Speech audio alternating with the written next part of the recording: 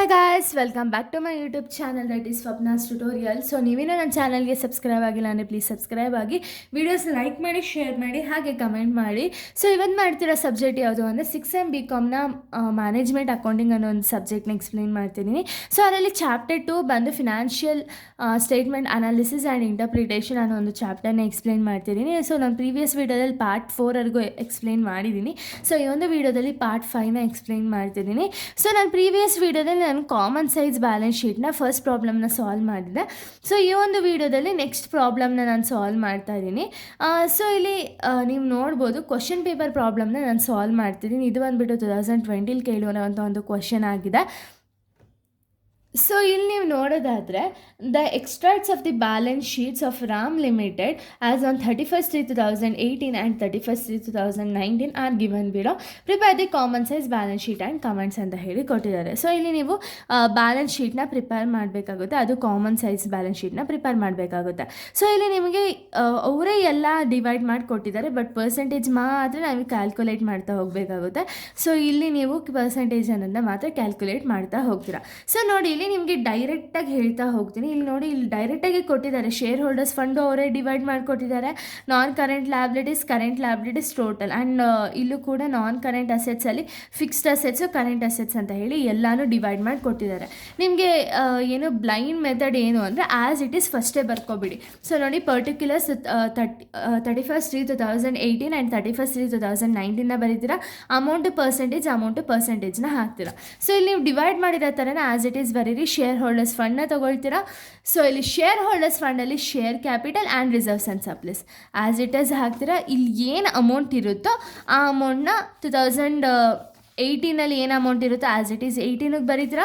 19 ಏನು ಅಮೌಂಟ್ ಇರುತ್ತೋ as it is 19ಗೆ ಬರೀತೀರಾ. ಓಕೆನಾ? ಸೊ ಇಲ್ಲಿ ಬರೆದ್ಬಿಟ್ಟು ಇಲ್ಲಿ ಟೋಟಲಿಗೆ ಸ್ವಲ್ಪ ಜಾಗ ಬಿಟ್ಬಿಟ್ಟು ನೆಕ್ಸ್ಟ್ ಬರೀರಿ. ನೆಕ್ಸ್ಟ್ ಬಂದುಬಿಟ್ಟು non current liabilities long term borrowing 2,40,000 2 lakh as it is ಬರೀತೀರಾ. 2,40,000 2 lakh ಮತ್ತೆ ಟೋಟಲ್ ಮಾಡ್ತೀರಾ. ಬಿಕಾಸ್ ನಾನ್ ಕರೆಂಟ್ ಲ್ಯಾಬಿಲಿಟೀಸ್ ಇಲ್ಲಿ ಯಾವುದೂ ಇಲ್ಲ ಅನ್ನೋ ರೀಸನ್ಗೆ ಟೋಟಲ್ ಮಾಡ್ತೀರಾ. ನೆಕ್ಸ್ಟು ಕರೆಂಟ್ ಲ್ಯಾಬಿಲಿಟೀಸಲ್ಲಿ trade payable, other current liabilities ಟೋಟಲ್ನ ಬರೀತೀರಾ. ಸೊ ಇಷ್ಟನ್ನು ಬರೆದ ಮೇಲೆ ಇದು ಫೈನಲ್ ಟೋಟಲ್. ಇಲ್ಲಿ A+B+C ಅಂತ ಹೇಳಿ ಕನ್ಸಿಡರ್ ಮಾಡ್ತೀವಲ್ಲ, ಸೊ ಆ ಟೋಟಲ್ ಆಗಿದೆ.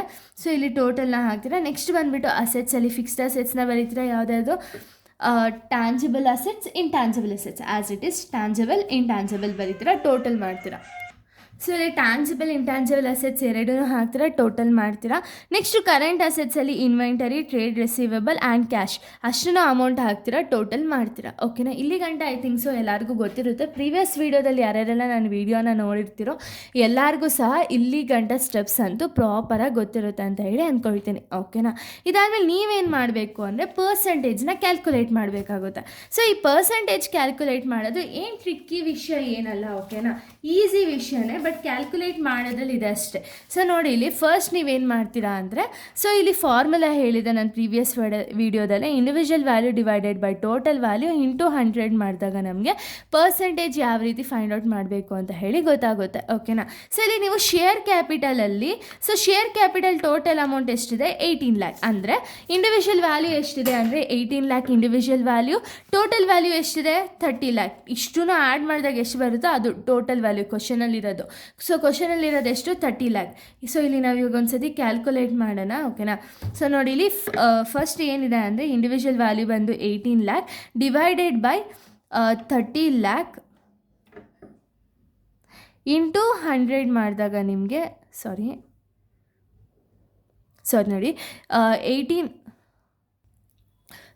18 lakh divided by 30 lakh into 100 ಮಾಡಿದಾಗ 60 ಬರುತ್ತೆ. ಆ್ಯಸ್ ಇಟ್ ಈಸ್ 60%ನ ಹಾಕ್ತೀರಾ. ನೆಕ್ಸ್ಟ್ ಒಂದು ಬಂದುಬಿಟ್ಟು, ಸೊ ನೆಕ್ಸ್ಟ್ ನೀವು ಕ್ಯಾಲ್ಕುಲೇಟ್ ಮಾಡ್ಬೇಕಾದ್ರೆ ಏನು ಮಾಡಬೇಕು ಅಂದರೆ 6 lakh divided by 30 lakh into 100ನ ಮಾಡಿದಾಗ ನಿಮಗೆ ನೆಕ್ಸ್ಟ್ ಆನ್ಸರ್ ಎಷ್ಟು ಅಂತ ಹೇಳಿ ಸಿಗುತ್ತೆ. ಅದೇ ರೀತಿ ನೀವು ಪ್ರತಿಯೊಂದಕ್ಕೂ ಡಿವೈಡ್ ಮಾಡ್ತಾ ಹೋಗಬೇಕಾಗುತ್ತೆ. ಇನ್ನು ಟೋಟಲ್ ಬಂದು 18 lakh ಪ್ಲಸ್ 6 lakhನ ಆ್ಯಡ್ ಮಾಡಿದಾಗ ನಿಮಗೆ 2,40,000 ಬರುತ್ತೆ. 2,40,000 ಡಿವೈಡೆಡ್ ಬೈ 30 lakh ಇಂಟು 100 ಮಾಡಿದಾಗ 80% ಸಿಗುತ್ತೆ. ಓಕೆನಾ. ಅದೇ ರೀತಿ 31/3/2019ಗೂ ಅದೇ ರೀತಿ ನೀವು ಬರಿತಾ ಹೋಗಬೇಕಾಗುತ್ತೆ. ಸೊ ಫಸ್ಟ್ ಒನ್ ಬಂದುಬಿಟ್ಟು 24 lakh ಡಿವೈಡೆಡ್ ಬೈ ಟೋಟಲ್ ಎಷ್ಟಿದೆ 40 lakh ಇಂಟು 100 ಮಾಡಿದಾಗ 60% ಬರುತ್ತೆ. 8 lakh divided by 40 lakh into 100 ಮಾಡಿದಾಗ 20 ಬರುತ್ತೆ. ಸೊ 24 lakh ಪ್ಲಸ್ 8 lakh ಇವೆರಡೂ ಆ್ಯಡ್ ಮಾಡಿದಾಗ 32 lakh ಬರುತ್ತೆ. So 32 lakh divided by 40 lakh into 100 ಮಾಡಿದಾಗ ನಿಮಗೆ 80% ಸಿಗುತ್ತೆ. ಇದೇ ರೀತಿ ನೀವು ಪ್ರತಿಯೊಂದಕ್ಕೂ ಕ್ಯಾಲ್ಕುಲೇಟ್ ಮಾಡಬೇಕಾಗುತ್ತೆ. ನಾನ್ ಕರೆಂಟ್ ಲಯಬಿಲಿಟೀಸ್ ಆಗಿರ್ಬೋದು, ಕರೆಂಟ್ ಲಯಬಿಲಿಟೀಸ್ ಆಗಿರ್ಬೋದು, ಫಿಕ್ಸ್ಡ್ ಅಸೆಟ್ಸ್ ಆಗಿರ್ಬೋದು, ಕರೆಂಟ್ ಅಸೆಟ್ಸ್ ಆಗಿರ್ಬೋದು, ಇಷ್ಟಕ್ಕೂ ಕೂಡ ನೀವು ಕ್ಯಾಲ್ಕುಲೇಟ್ ಮಾಡಲೇಬೇಕು ಕಂಪಲ್ಸರಿ. ಓಕೆನಾ.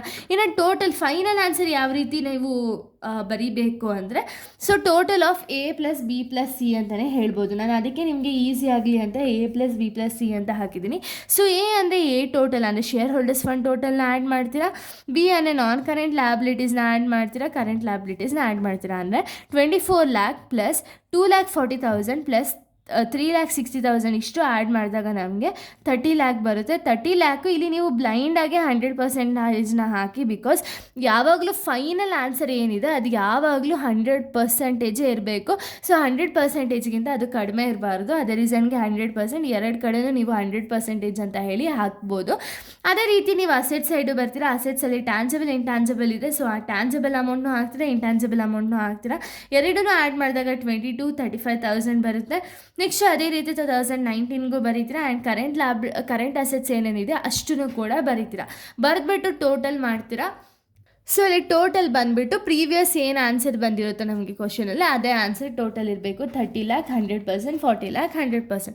ಇದು ಅಸೆಟ್ಸ್ದು. ಓಕೆನಾ. ಇಷ್ಟು ಕೂಡ ಆದಮೇಲೆ ನೀವು ಕಮೆಂಟ್ಸ್ ಅನ್ನೋದನ್ನ ಬರಿತಾ ಹೋಗಬೇಕಾಗುತ್ತೆ. Whether it may be 12 marks ಅಥವಾ 4 marks. ನನ್ನ ಸಜೆಷನ್ ಏನು ಅಂದರೆ ಕಮೆಂಟ್ಸ್ ಅನ್ನೋದನ್ನ ಬರೀರಿ. ಬಿಕಾಸ್ ಕಮೆಂಟ್ಸ್ ಬರೆದಷ್ಟು ಏನಾಗುತ್ತೆ ಅಂದರೆ ನಿಮ್ಗೆ ಅಲ್ಲಿ ಏನೋ ಗೊತ್ತಿದೆ ಅಂತ ಹೇಳಿ ಎಲ್ಲರಿಗೂ ಗೊತ್ತಾಗುತ್ತೆ. ಸೊ ಅದಕ್ಕೆ ಕಮೆಂಟ್ಸ್ನ ನೀವು ಒಂದೊಂದಕ್ಕೂ ಬರಿಬೋದು. ಸೊ ನಾನು ಆವಾಗಲೇ ಪ್ರೀವಿಯಸ್ ವೀಡಿಯೋದಲ್ಲಿ ನೀವು ನೋಡಿದ್ರೆ ಗೊತ್ತಾಗುತ್ತೆ. ಸೊ ನೋಡಿ, ಇವಾಗ ಒಂದೊಂದಕ್ಕೆ ಯಾವ ರೀತಿ ಬರೆಯೋದು ಅಂತ ಹೇಳಿ ನಾನು ಈ ಒಂದು ವೀಡಿಯೋದಲ್ಲೇ ತೋರಿಸ್ಬಿಡ್ತೀನಿ. ಸೊ ನೋಡಿ, ಇವಾಗ ಶೇರ್ ಕ್ಯಾಪಿಟಲ್ನ ತೊಗೊಳ್ತೀರಾ. ಬರೀ ಶೇರ್ ಕ್ಯಾಪಿಟಲ್ನ ತೊಗೊಳ್ತೀರಾ. ಸೊ ಶೇರ್ ಕ್ಯಾಪಿಟಲ್ 2018 ಮತ್ತು 19 ಇದೆಯಲ್ಲ, 2018ನಲ್ಲಿರೋ ಶೇರ್ ಕ್ಯಾಪಿಟಲ್ಗೂ 2019ನಲ್ಲಿರೋ ಶೇರ್ ಕ್ಯಾಪಿಟಲ್ಗೂ ಡಿಫ್ರೆನ್ಸ್ ಇದೆ ಅಲ್ವಾ. 2018ನಲ್ಲಿರೋ ಶೇರ್ ಕ್ಯಾಪಿಟಲು 2019ಗೆ ಬಂದಿದ ತಕ್ಷಣ ಇನ್ಕ್ರೀಸ್ ಆಗಿದೆ, ಡಿಕ್ರೀಸ್ ಆಗಿದೆಯಾ? ಇನ್ಕ್ರೀಸ್ ಆಗಿದೆ ತಾನೇ. ಫಸ್ಟ್ ಇದ್ದಿದ್ದು 18 lakh, ಇವಾಗ ಎಷ್ಟಾಗಿದೆ 24 lakh ಆಗಿದೆ. ಹಂಗಂದರೆ ಏನು? ಇನ್ಕ್ರೀಸ್ ಆಗಿದೆ ಅಂತ ಅಷ್ಟೇ. ಅದನ್ನೇ ಬರೀತಿದ್ದ share capital of the company has been increase from 2018 to 2019. In 2019 the share holders fund has been increase ಅಥವಾ share capital has been increase ಅಂತ ಬರೀಬೋದು. Next general ರಿಸರ್ವ್ಸ್ನ ತಗೊಳ್ತೀರಾ. ಎರಡನ್ನೂ ಕಂಪೇರ್ ಮಾಡ್ತೀರಾ. 2018ಗೂ 2019ಗೂ ಇದು ಕೂಡ ಇನ್ಕ್ರೀಸ್ ಆಗಿದೆಯಲ್ವಾ. Reserves and surplus of the company has been increase in 2019 ಅಂತ ಬರೀತೀರಾ. ಅಷ್ಟೇ. ಇದೇ ರೀತಿ ಒಂದೊಂದಕ್ಕೂ ಬರೀಬೋದು. ಇಲ್ಲಪ್ಪ ನಂಗೆ ಒಂದೊಂದಕ್ಕೂ ಬರೆಯೋಕ್ಕಾಗಲ್ಲ, ಟೈಮ್ ಸುಮ್ಮನೆ ವೇಸ್ಟೇಜ್ ಆಗುತ್ತೆ ಅನ್ನೋರು ಫೈನಲ್ ಆಗಿ ಇದೇ ರೀತಿ ಬರೆದು ಇಕ್ಬಿಡ್ಬೇಕಾಗುತ್ತೆ. ಫಸ್ಟ್ ನೀವು ಕರೆಂಟ್ ರೇಷಿಯೋನ ಫೈಂಡ್ ಔಟ್ ಮಾಡಬೇಕಾಗುತ್ತೆ. ಸೊ ಕರೆಂಟ್ ರೇಷಿಯೋಗೆ ಯಾವ ಫಾರ್ಮುಲಾ ಅಂದರೆ current assets divided by current liabilities ಮಾಡಬೇಕಾಗುತ್ತೆ. ಸೊ ಇಲ್ಲಿ ನೀವು ಕ್ಯಾಲ್ಕುಲೇಟ್ ಮಾಡಿದಾಗ ನಿಮಗೆ ಕರೆಂಟ್ ಅಸೆಟ್ಸ್ ಎಷ್ಟು ಬಂದಿರುತ್ತೆ ಅಂದರೆ 7,65,000, 3,60,000 ಇದು ಬಂದುಬಿಟ್ಟು 2018ನಲ್ಲಿ. ನೆಕ್ಸ್ಟ್ 2019 ಬಂದುಬಿಟ್ಟು 9,40,000 ಡಿವೈಡೆಡ್ ಬೈ 6 lakh ಆಗುತ್ತೆ. ಇಲ್ಲಿ 1.56 ಬಂದಿರುತ್ತೆ. ಸೊ ನೆಕ್ಸ್ಟ್ ನೀವು ಕಂಪೇರ್ ಮಾಡ್ತಾ ಹೋಗ್ತೀರಾ 2018ಗೂ 19ಗೂ. ಸೊ ಇಲ್ಲಿ ನಾವು ತೊಗೊಂಡಿರೋದೇನು ಅಂದರೆ equity share capital was more in 2019 compare to 2018. So ನೋಡಿ, ಈಕ್ವಿಟಿ ಶೇರ್ ಕ್ಯಾಪಿಟಲ್ ಮೋರ್ ಇದೆ ತಾನೆ, ಇನ್ಕ್ರೀಸ್ ಆಗಿದೆ ತಾನೆ, ಅದನ್ನೇ ಬರೀತೀರಾ. ಓಕೆನಾ. Next fixed assets of the company was increase compare to 2018. So ನೀವು ಫಿಕ್ಸ್ಡ್ ಅಸೆಟ್ಸ್ನ ಟೋಟಲಾಗಿ ನೀವು ನೋಡೋದಾದ್ರೂ ಇನ್ಕ್ರೀಸ್ ಆಗಿದೆ, ಡಿಕ್ರೀಸ್ ಆಗಿದೆ. ಫಿಕ್ಸ್ಡ್ ಅಸೆಟ್ಸಲ್ಲಿ ಟ್ಯಾನ್ಜಬಲ್ ಅಸೆಟ್ಸ್ ಬಂದು ಇನ್ಕ್ರೀಸ್ ಆಗಿದೆಯಲ್ವಾ. ಸೊ ಅದನ್ನೇ ಬರೀಬೋದು. ನೆಕ್ಸ್ಟ್ ಬಂದುಬಿಟ್ಟು the cash was increase in 2019 but cash it was idle. ಅಂದರೆ ಕ್ಯಾಶ್ ನಿಮ್ಮ ಕಂಪ್ನೀಲಿ ಇದ್ದರೆ ನೀವೆಲ್ಲರೂ ಇನ್ವೆಸ್ಟ್ ಮಾಡಿದ್ರೆ ಮಾತ್ರ ಕಂಪ್ನೀಲಿರೋ ಕ್ಯಾಶ್ ಯುಟಿಲೈಸ್ ಆಗುತ್ತೆ, ಇಲ್ಲ ಅಂದರೆ ಐಡಲ್ ಅಂತ ಹೇಳಿ ಕನ್ಸಿಡರ್ ಮಾಡ್ತೀವಿ. ಸೊ 2018 2018ಗಿಂತ 2019 ಕ್ಯಾಶ್ ಜಾಸ್ತಿನೇ ಇದೆ, ಬಟ್ ಅದು ಏನಕ್ಕೂ ಯೂಸ್ ಆಗಿಲ್ವಲ್ಲ, ಸೊ ಅದಕ್ಕೆ ಅದನ್ನ ಐಡಲ್ ಅಂತ ಬರಿತೀವಿ. Next non current liabilities was been decrease in 2019 compared to 2018. So ಇಲ್ಲಿ ನಾನ್ ಕರೆಂಟ್ ಲಯಬಿಲಿಟೀಸ್ 2018 ಎಷ್ಟು 2,40,000, ಬಟ್ 2019 2 lakh. ಸೊ ಇದು ಇನ್ಕ್ರೀಸ್ ಆಗಿದೆ ಡಿಕ್ರೀಸ್ ಆಗಿದೆಯಾ, ಡಿಕ್ರೀಸ್ ಅಲ್ವಾ, ಸೊ ಅದನ್ನೇ ಬರೀತೀರಾ. ನೆಕ್ಸ್ಟ್ ಲಾಸ್ಟಲ್ಲಿ the overall performance of the company was good ಅಂತನೋ, ಅಥವಾ the financial position of the company was good ಅಂತನೋ, ಅಥವಾ overall performance of the company satisfactory ಅಂತನೋ, ಇದರಲ್ಲಿ ಯಾವುದಾದ್ರು ನೀವು ಬರಿಬೋದು, ಏನು ಇಶ್ಯೂ ಇಲ್ಲ. ಓಕೆನಾ. ಸೊ ಇಲ್ಲಿಗೆ ನಿಮಗೆ ಒಂದು ಕಂಪ್ಯಾರಿಟಿವ್ ಬ್ಯಾಲೆನ್ಸ್ ಶೀಟ್ ಅನ್ನೋದು ಕಂಪ್ಲೀಟ್ ಆಗುತ್ತೆ. ಸೊ ಇದ್ರ ಜೊತೆಗೇ ಕಂಪ್ಯಾರಿಟಿವ್ ಬ್ಯಾಲೆನ್ಸ್ ಶೀಟು ಸ್ವಲ್ಪ ಟ್ವಿಸ್ಟೆಡ್ ಆಗಿ ಕೊಡ್ತಾರೆ, ಅದು ಬೇರೆ ವಿಡಿಯೋದಲ್ಲಿ ಅದನ್ನು ಯಾವ ರೀತಿ ಮಾಡಬೇಕು ಅಂತ ಹೇಳಿ ತಿಳಿಸ್ಕೊಡ್ತೀನಿ. So thank you guys, thanks for watching.